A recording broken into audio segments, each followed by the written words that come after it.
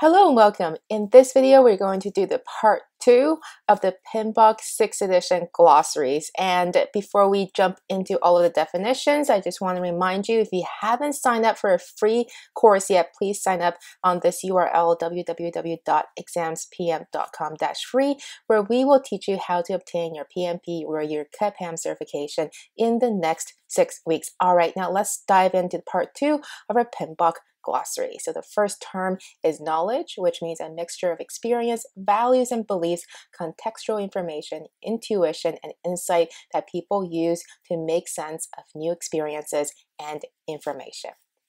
Lag is the amount of time whereby the successor activity will be delayed with respect to the predecessor activity. In other words, it's the amount of time in between two activities. Sometimes in your schedule, one activity doesn't happen immediately after the other one has been completed.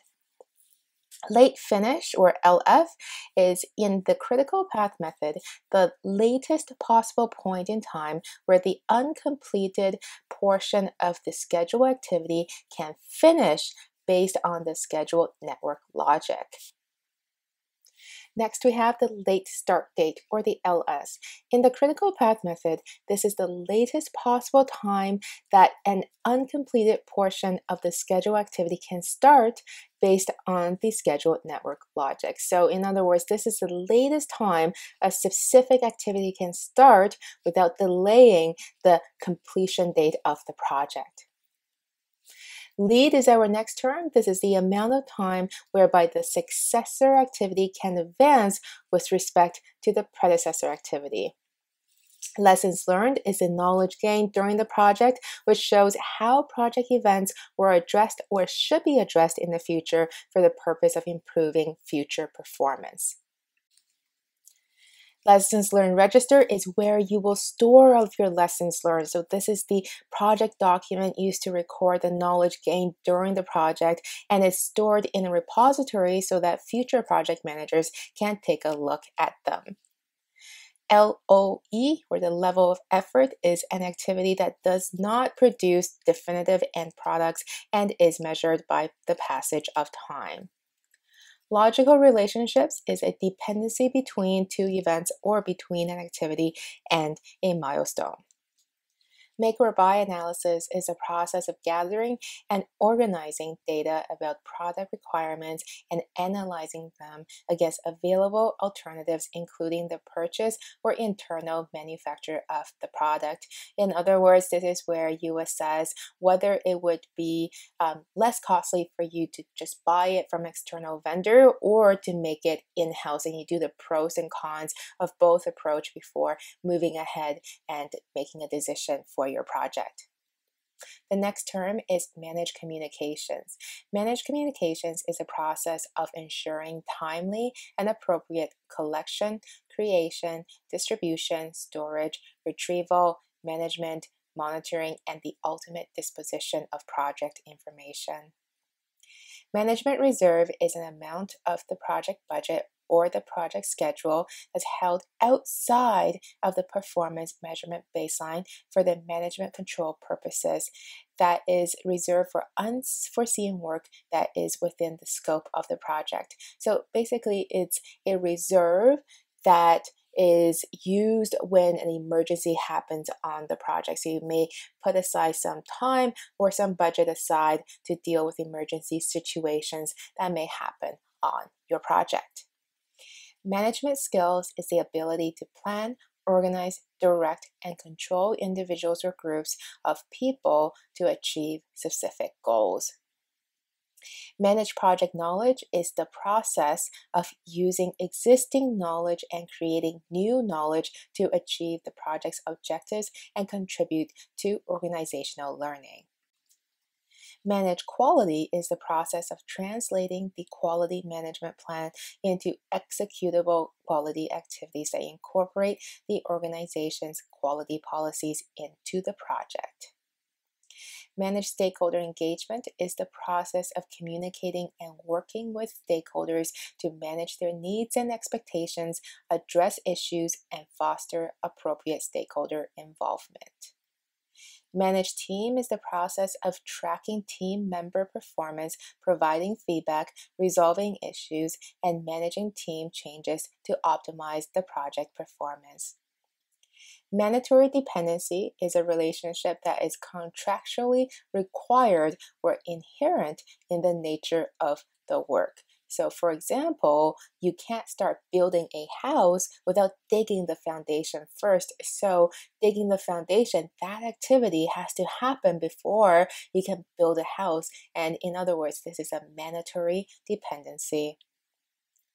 Matrix organization is any organizational structure in which the project manager shares responsibility with the functional manager for assigning priorities and directing the work of the person assigned to the project. If you think about matrix, you can also think to bosses. So the person doing the work is responsible for delivering upon the project work as well as the work in their functional department. Milestone is a significant point or event in a project, program, or portfolio. Mind mapping is a technique used to consolidate ideas created through individual brainstorming sessions into a single map to reflect commonality and differences in understanding and to generate new ideas. Monitor and control project work is the process of tracking, reviewing, and reporting overall progress to meet the performance objectives defined in the project management plan. In other words, in this process, you're comparing what the plan says to what actually happened on the project to see if there is a deviation. If there is one, then you may need to issue a change request. Monitor communications is the process of ensuring that the information needs of the project and the stakeholders are met. Monitoring controlling process group include all of those processes required to track, review, and regulate the progress and performance of the project, identify new ideas in which changes to the plan are required, and to initiate the corresponding changes. Monitor risks is the process of monitoring the implementation of agreed-upon risk response plans, tracking identified risks, identifying and analyzing new risk, and evaluating risk process effectiveness throughout the project. Monitor stakeholder engagement is the process of monitoring project stakeholder relationships and tailoring strategies for engaging stakeholders through the modification of engagement strategies and plans. Monte Carlo simulation is an analysis technique where a computer model is iterated many times with different input values chosen at random for each iteration in order to compute the probability distribution. Multicriteria Decision Analysis. This is a technique that utilizes a decision matrix to provide a systematic analytical approach for establishing criteria such as risk levels, uncertainty, and evaluation to evaluate and rank many ideas. Nominal group technique is a technique that enhances brainstorming with a voting process used to rank the most useful ideas for further brainstorming or for prioritization. Essentially, you would do brainstorming like normal, and then you would give everyone a certain amount of points, and then they would be able to allocate their points to the ideas that they like the most. And this is a way for you to enhance and vote upon the ideas that came out of the brainstorming session. An opportunity is a risk that would have a positive effect on one or more of the project objectives. Our next terminology is organizational breakdown structure, or OBS. This is a hierarchical representation of the project organization, which illustrates the relationship between the project activities and the organizational units that will perform those activities. Organizational process assets include the plans, processes, policies, procedures, and knowledge bases that are specific to the specific organization that you're operating in. So as a project manager, you need to respect the policies and procedures that are already in place in the organization that you're managing the project for, and that is what organizational process assets are. Output is our next terminology, and it refers to the product, result, or service is generated through a process. It may be an input to a successor process. Parametric estimating is an estimating technique in which an algorithm is used to calculate cost or duration based on historical data and project parameters. Performance review is a technique that is used to measure, compare, and analyze actual performance of the work in progress on the project against the baselines. Perform integrated change control is a process of reviewing all of the change requests, approving changes, and managing changes to deliverables, organizational process assets, project documents, and the project management plan. It is also the process where you are communicating the decisions to stakeholders. Perform qualitative risk analysis is a process of prioritizing individual project risk for further analysis or actions by assessing their probability of occurrence and impact as well as other characteristics. Perform quantitative risk analysis is the process of numerically analyzing the combined effect of identified individual project risks and other sources of uncertainty on overall project objectives. So the difference between qualitative and quantitative risk analysis is that qualitative analysis comes first. So this is where you would prioritize all of your risk based on maybe high, medium, or low probability and high, medium, or low impact. And then you would then have some sort of matrix that allows you to filter out how you would assess or how you would assign those kind of priorities, those qualitative priorities to these risks. And then what happens next is that for the high priority risk, you would perform the quantitative risk analysis because this is a bit more consuming.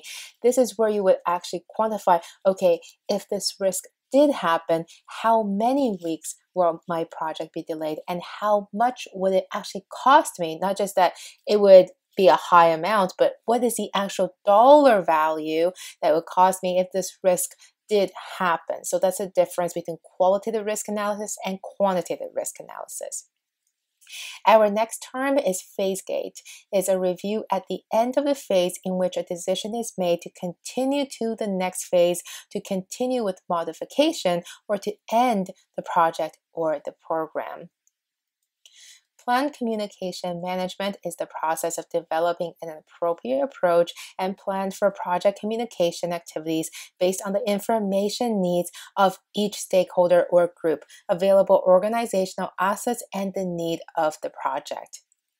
Planned cost management is the process of defining how the project cost will be estimated, budgeted, managed, monitored, and controlled. Planned value is the authorized budget assigned to the scheduled work. Planned procurement management is a process of documenting the project procurement decisions, specifying the approach, and identifying the potential sellers. Planned quality management is the process of identifying quality requirements and/or the standards for the project and its deliverables and documenting how the project will demonstrate compliance with quality requirements and standards. Planned resource management is the process of defining how to estimate, acquire, manage, and utilize physical and team resources. Now, I know we're seeing a lot of planned processes, and that's usually the first process in a knowledge area. So generally in the plan processes, so plan quality, plan resource, plan procurement, whatever, that's when you're figuring out how you're going to do all of the other processes within that knowledge area. So you're just planning out how you're going to do all those processes in those knowledge areas before you actually dive in and actually do those processes. Now our next one, similarly, plan risk management. This is where you're going to plan out how you're going to do all of the other processes within risk management. So it's a process of defining how to conduct risk management activities for the process. Plan risk responses, like its name suggests, is the process of developing options, selecting strategies, and agreeing upon actions to address the overall project risk exposure. So how are you going to respond to risks that may happen on your project? Plan schedule management is the process of establishing policies, procedures, and documentation for planning, developing, managing, executing, and controlling the project schedule. In other words, this is a process where you're planning out how you're going to manage the schedule on your project. Plan scope management is the process that documents how the project scope will be defined, validated, and controlled. Plan stakeholder management is a process of developing approaches to involve project stakeholders based on their needs, expectations, interests, and potential impact on the project. A portfolio is a group of projects, programs, or subsidiary portfolios and operations managed as one group in order to achieve strategic objectives. For example, if every single project had their own HR department, that could be a duplication of resources. So in order to save on cost, it could make sense to have HR as a centralized function of the portfolio, so each single project don't need to have their own HR personnel. Precedence Diagramming Method, or PDM for short. This is a technique used to constructing a schedule model in which activities are represented by nodes and are graphically linked by one or more logical relationships to show the sequence in which the activities are to be performed. Predictive lifecycle is a form of project lifecycle in which the project scope, time, and cost are determined in the early phases of the project lifecycle. Probability and impact matrix. This is a grid for mapping the probability of the occurrence of each risk and its impact on project objectives if that risk occurs. A procurement audit is where you will review your contract and all of your procurement processes for completeness, accuracy, and effectiveness, and to see if there's any way that you can improve upon your contract or the processes that are involved in signing that contract. Procurement document is the document utilized in bid and proposal activities, which include the buyer's invitation for bid, invitation for negotiation, request for information, request for a quotation, request for proposal, and the seller's responses. Procurement Management Plan is a component of the overall project or program management plan that describes how the project team will acquire the goods and services from outside of the performing organization. The Procurement Statement of Work describes the procurement item in sufficient detail to allow prospective sellers to determine if they're capable of providing the product, service, or result. The product life cycle is a series of phases that represent the evolution of the product from conception through delivery, growth, maturity, and to retirement. The product scope includes the features and functions that characterize the product, service, or result. Progressive elaboration, the iterative process of increasing the level of detail in the project management plan as greater amounts of information and more accurate estimates are available. So the project management plan is not a plan that you just do once and you forget about it. Over time, you're continuously adding to it as you get to know more and more information. A project is a temporary endeavor undertaken to create a unique product, service, or result. The project charter is a document issued by the project initiator or the project sponsor that formally authorizes the existence of the project and provides the project manager with the authority to apply the organization's money and resources to accomplish the project activities.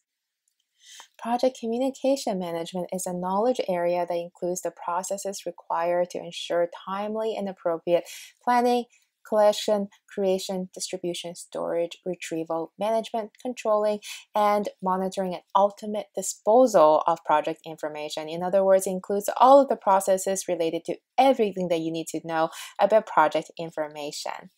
Project cost management is the knowledge area that includes the processes involved in planning, estimating, budgeting, financing, funding, managing, and controlling costs so the project can be completed within the approved budgets. Project governance includes the framework, functions, and processes that guide project management activities in order to create a unique product, service, or result to meet organizational strategy and operational goals. Project integration management is the knowledge area that includes the processes and activities to identify, define, combine, unify, and coordinate the various processes and project management activities within the project management process groups. In other words, this is the glue that's putting all of the other processes together. This is where you integrate and unify the entire project and all of the activities into one place in order to accomplish the project's deliverables. The Project Management Book of Knowledge, in other words, the PMBOK, includes the proven traditional practices that are widely applied as well as the innovative practices that are emerging in the profession. This is what the PMP and the CAPM certification is based on. It's based on the Project Management Book of Knowledge. Project Management Information System is an information system consisting of the tools and techniques used to gather, integrate, and disseminate the outputs of the project management processes. Project Management Knowledge Area is an identified area of project management defined by its knowledge requirements and described in terms of its component processes, practices, inputs, outputs, tools, and techniques. The Project Management Office, or the PMO, is a management structure that standardizes the project-related governance processes and facilitates the sharing of resources, methodologies, tools, and techniques. The Project Management Plan is a document that describes how the project will be executed, monitored, controlled, and closed. Project Management Process Groups is a logical grouping of project management inputs, tools and techniques, and outputs. There are 5 process groups, which include initiating, planning, executing, monitoring, controlling, and closing. It's important to note that the project management process groups are not the project phases. In every phase, you have to go through these 5 process groups. Project Procurement Management is a knowledge area that includes all of the processes necessary to purchase and acquire goods and services from teams that are outside of your project team. This is vendors that you may need to bring on board to help you accomplish the project's objectives.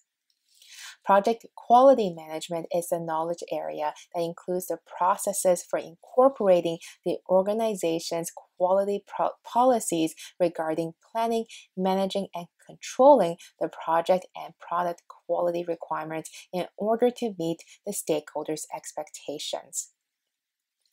Project Resource Management is a knowledge area that includes the processes used to identify, acquire, and manage resources needed in order to complete the project successfully. Project Risk Management is the knowledge area that includes the processes of conducting risk management planning, identification, analysis, response planning, response implementation, and monitoring of the project risks. The project schedule is an output of the schedule model that represents linked activities with planned dates, durations, milestones, and resources. Project schedule management is the knowledge area that includes the processes required to manage the project to be completed in a timely manner. Project Schedule Network Diagram is a graphical representation of the logical relationships among the project schedule activities. Project Scope is the work performed to deliver a product, service, or result with the specified conditions and functionalities and features. Project Schedule Management is a knowledge area that includes the processes required to manage the timely completion of the project. The Project Schedule Network Diagram is a graphical representation of the logical relationship among the project schedule activities. In other words, this diagram will show you which activity comes first, which one follows, and which one follows after that. So it shows you the sequence of the activities. The project scope management knowledge area includes the processes required to ensure that the project includes all of the work required and only the work required to complete the project successfully. Remember that gold plating is not allowed by the PMI. It's not a proper way to manage your projects. All changes must go through the formal change control processes. The project scope statement is a description of the project scope, the major deliverables, what's in it, what's not in it, the assumptions and the constraints that you are making. Project stakeholder management is the knowledge area that includes all of the processes required to identify the people, groups, or organization that could impact or be impacted by your project, to analyze the stakeholder expectations and their impact on the project, and to develop an appropriate management strategy for effectively engaging stakeholders in the project decision and execution. The project team is a set of individuals who support the project manager in performing the work of the project to achieve its objectives. So these are the people who are actually doing the work to accomplish the project's deliverables. Proposal evaluation techniques. This is the process of reviewing proposals provided by suppliers to support contract award decisions. Prototype is a method of obtaining early feedback on requirements by providing a working model of the expected product before you actually have to build it. And this brings us to the end of part 2 of our PMBOK 6th edition glossary. I hope you learned a lot throughout this lecture about the different terminologies that you need to know for your upcoming exam. And this is just a friendly reminder to sign up for our free course where we will teach you how to get your PMP or your CAPM certification in the next 6 weeks. The link is www.examspm.com/free. Thank you so much for joining me today, and I will see you in our free training.